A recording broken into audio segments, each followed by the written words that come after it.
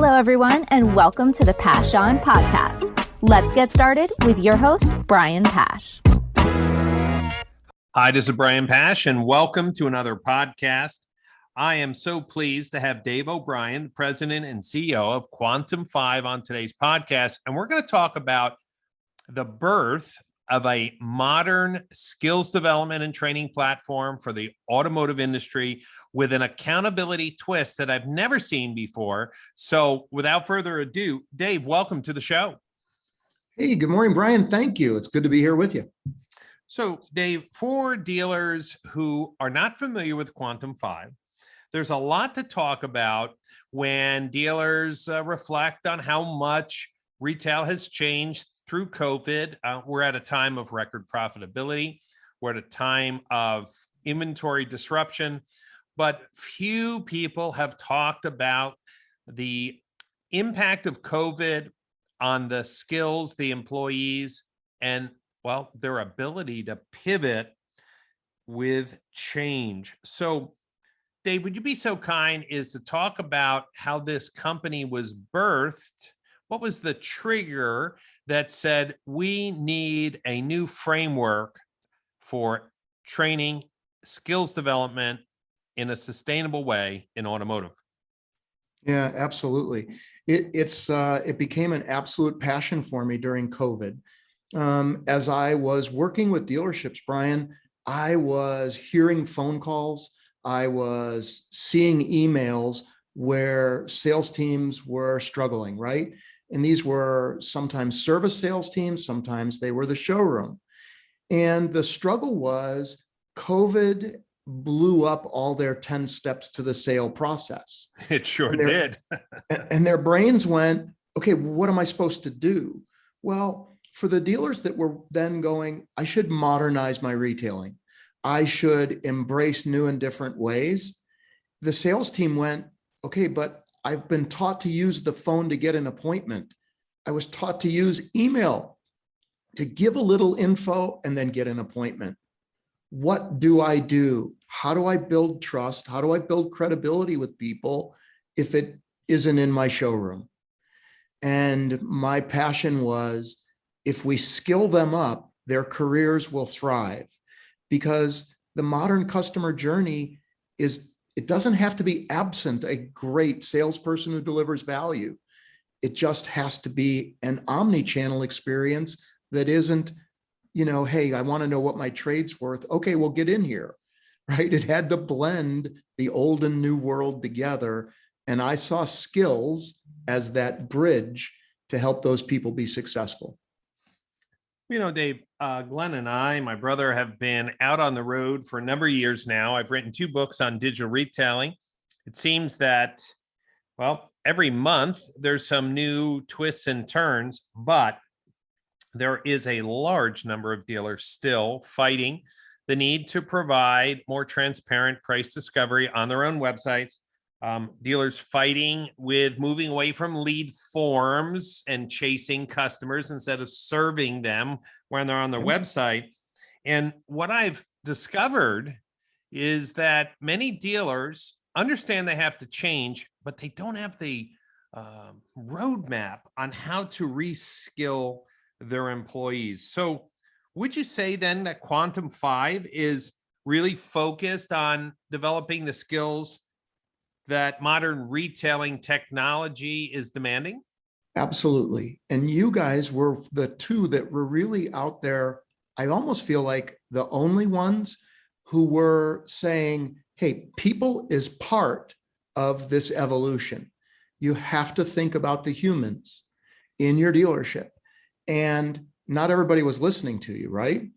And if we don't give these people the skills to facilitate modern retailing and digital, it just creates friction. It creates problems for our customer. And I love what you said about service, because one of our cores, you'll probably get a kick out of this. We talk about the need for a salesperson and an advisor to be an advocate for the customer. And early on, a dealer pulled me aside and said, hey, Dave, I think you've been out of retail too long, man. Advocate's like a bad word in a dealership. That's what we call the people who They take the customer's side too much. You got to change that. And, and I thought to myself, okay, all right, how do I tell him that advocates get paid the most, that advocates are embraced as somebody they want to hang with for the long term, who don't treat them like a transaction? And that's what you're saying about, we have to enable them to have skills to serve the customer. And some of that might just be allowing them the convenience of their digital journey. And some of them might be that we're answering the right questions when they call or email. Well, I'll tell you, Dave, because I know that your training platform is being used to revolutionize the training of folks in the service drive and in the BDC or sales. We'll get to both of those use cases. But I will tell you that when I first moved down to Florida, I was so impressed with the service experience that I had. Unfortunately, it wasn't consistent the second time I needed service, but it was so great. I'd called for service, I made an appointment. Everything after that was by texting.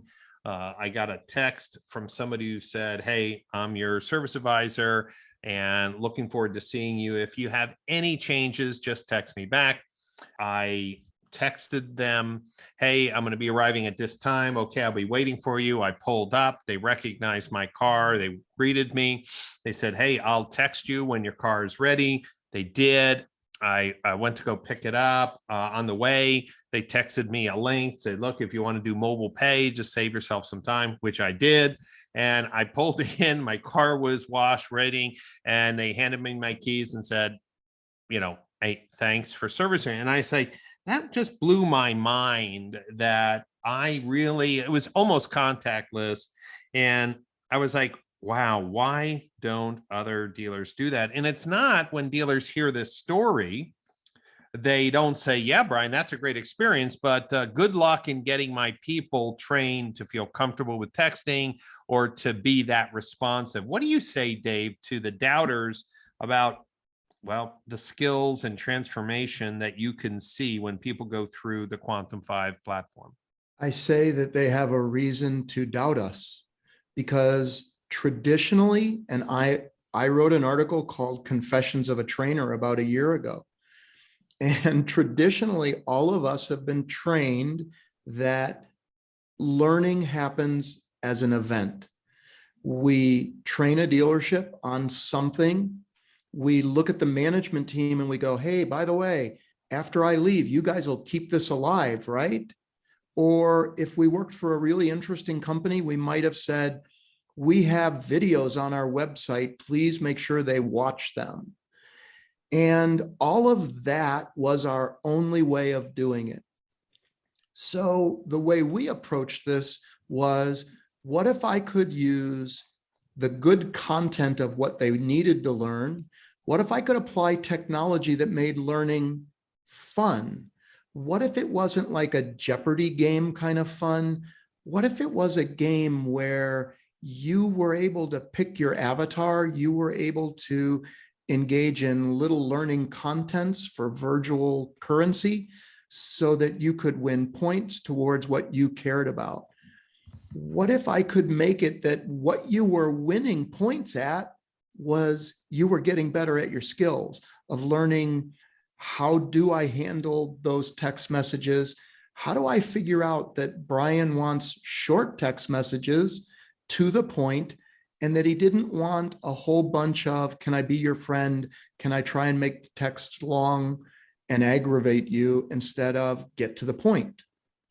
And so that's what we built that had never been deployed before, because quite frankly, my co-founder was smart enough to figure out how to do it. Well, Dave, I mean, it sounds like you've taken a different approach to training, but here's my experience. Getting people to use the training is sometimes hard because they don't want to fail. They don't want to look bad. And more importantly, I guess this newer generation doesn't like the big brother looking over you and like, "Hey, now what are you going to expect me to,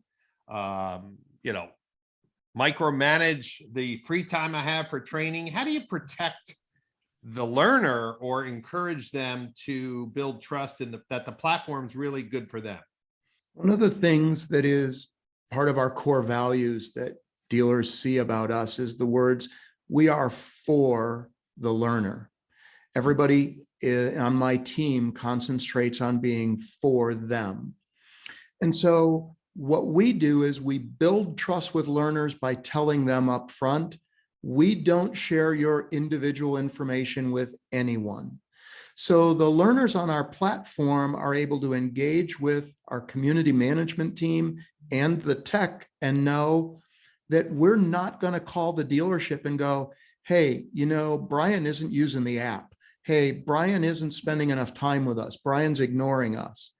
It's our job to build trust and build engagement with these users so that they know we are for them. We're not going to call the dealer and say, can you get on that person? It's sort of hard for dealers, Brian, dealers better than I do even, right? I mean, you tell them, hey, look, I'm not going to tell you how many minutes your people spent on my app doing learning exercises. And you know what they say? They go, no, you got to tell me the data. I got to make sure I get my money's worth every month. Right. And we go, look, hey, deep down, you don't want me to break trust with them. If I break trust with them, when you tell me you need me to help them improve their email responses, they'll have tuned me out. And that's what the OEM did in their interactions on websites. They turned over scores and they embarrassed salespeople. So right. we it don't was do like, it. We always joked about it when the OEM said you have to respond to leads in a certain time, then people were sending just like, kill the clock responses, which, were stupid, right? So everyone's going to work the pay plan, as they say. In this particular case, though, what I loved is you're protecting the learner, but in a unique way, and this is the first time I've heard this, you're also holding yourself accountable. And I'd like you to explain a little bit how you're taking the performance metrics, like in the service drive, or the performance metrics in the BDC, and showing the dealer as a group, not calling out individuals, but based on your training, the KPIs that the dealer sets are improving. And if they're not, you're basically transparent and saying, look, if this training isn't working, I shouldn't be here, but you're that confident. So how do you hold yourself accountable so that the dealer doesn't have to inspect whether you're working in their establishment or not? That's a good question, because in training, we've been programmed for a long time how to not say we'd be accountable, because we'd say, I don't know what the managers will do after I leave. I don't know what the turnover will be. So what we do is we start with data, which I know is near and dear to your heart. So we start with our own skills assessment data that we share with the dealer before training. And we ask the dealer to give us business metrics that they want to see improved. So if it's a service department, where dealer might say CSI and effective labor rate. If it's a sales department, they might say, I want to see more people progressing through my digital process versus, being told to come in for an appointment. So every month, my technology ingests that data, and we report back to the dealer about, here's what's changed, here's what hasn't, here's our action plan. So Brian, I tell dealers, because look, I know in the past we haven't been accountable, but if I don't move these numbers, you should fire my team, because we have to give you an ROI in training. The world can't keep saying, don't measure me. And I embrace it, because I believe our team will. We've got a large public dealer group here in the Western US that we just started with the training started a little over 90 days ago. And I was on a call yesterday with the regional fixed ops director. And when we were able to share that effective labor rate across the entire store was up $8, and that they were seeing almost $47,000 more in gross profit per advisor. I got to tell you, it was a fun time in training to go, what we did is now measurable, and measurable even in an environment where they can't close quite a few ROs because of parts shortages.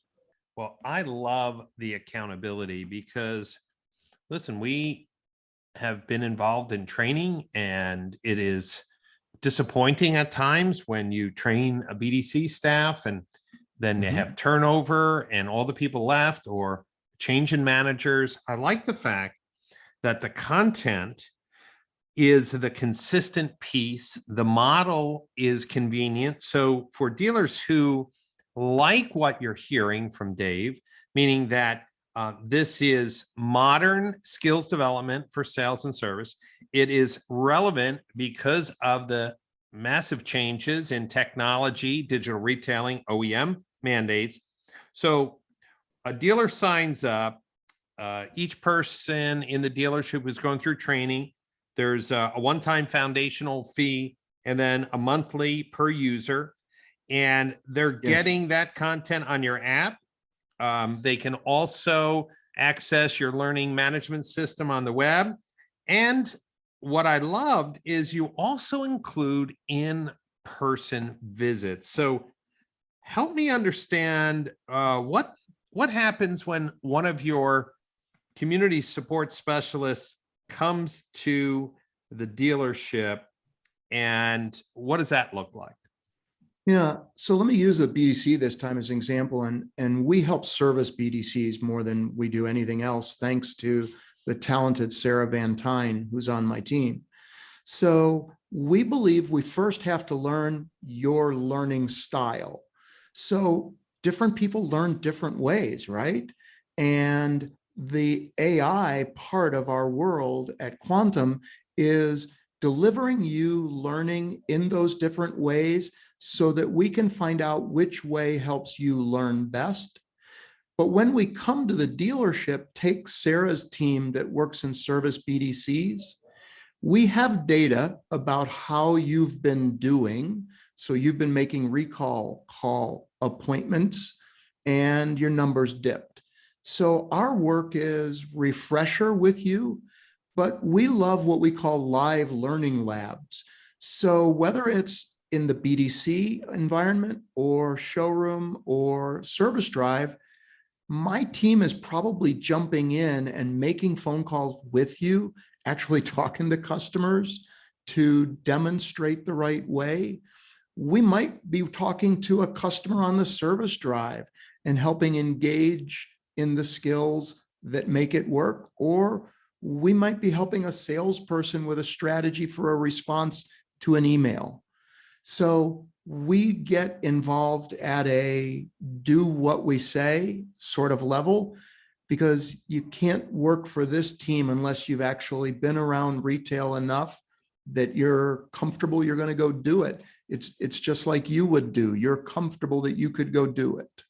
Well, this is really a breakthrough for dealers who are looking for a sustainable, modern staff skills enhancement strategy.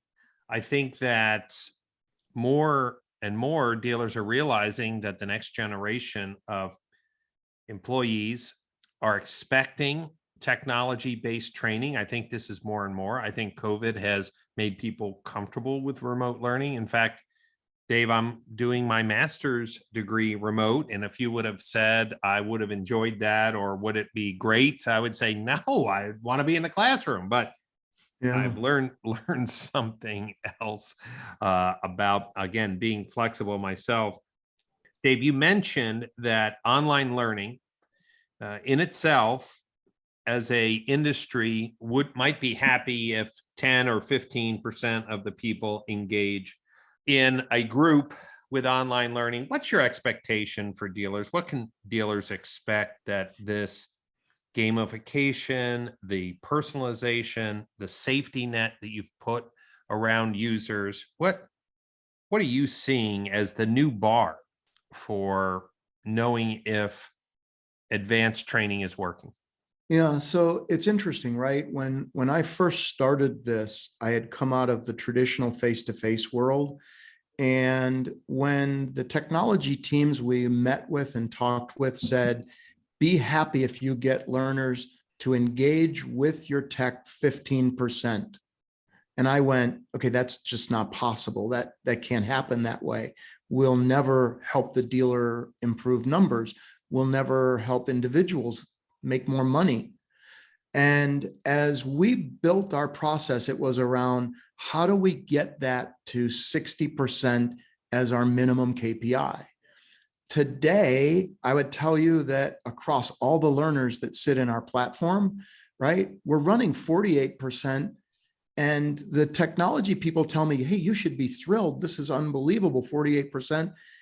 But I can't help but think about, I grew up in the car business, so I'm thinking about the 52% that I want to help make a better living so they don't leave the dealership and so that customers have a great experience. And I won't be happy until our team breaks the 60% ceiling of engagement. So I feel bad even admitting I'm going to tolerate 4 out of 10 learners at a dealership might not be in the technology getting better, but that's our minimum threshold we're aimed at. Well, I will tell you that, we have some online training for marketing, which is a different skill set, and 48%. We would love to see 48% engagement. We're nowhere near that because, people without incentives oftentimes don't participate. And, in our platform, the manager can see if people are doing their lessons or not, and we don't have any accountability. So, honestly, I'm really excited to see this platform because instead of it being kind of spray and pray, meaning spray, give materials and resources for employees and hope or pray that they engage with it, you're obviously achieving a different feedback loop and an encouragement for the delivery of content. So let's talk about the freshness of content.